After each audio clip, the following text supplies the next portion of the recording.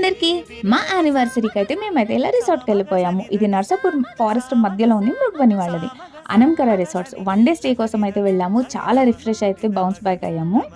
12:30కి వెళ్ళిపోయాము మేము. మాకు 2కి చెక్ ఇన్ ఉంటే అందుకే ముందే ఫార్మాలిటీస్ అన్ని కంప్లీట్ అయిపోతాయని చెప్పేసి సో ముందే వెళ్ళిపోయాం. ఇక్కడ మాకు సపరేట్ కాటేజ్, ప్రైవేట్ పూల్, ఇంకా indoor games, outdoor games, separate restaurant అన్నీ ఉన్నాయి. ఫుడ్ కానీ వాళ్ళ ఆంబియన్స్ కానీ హాస్పిటాలిటీ కానీ చాలా అంటే చాలా బాగున్నాయి. రిసీవింగ్ అయితే చాలా బాగా అనిపించింది నాకు. అండ్ ఇక్కడ ఇంకా కయాకింగ్, బోటింగ్ ఇవి కూడా ఉన్నాయి. అండ్ వాటర్ మీద కాటేజెస్ ఉన్నాయండి. అది భలే అనిపించింది నాకు. లొకేషన్ అయితే ఎక్కడో బయట ప్రపంచంలో ఉన్నట్టయితే ఉంది నాకు. అండ్ ఎటు చూడు గ్రీనరీ, ఇంకా చాలా బాగుంది.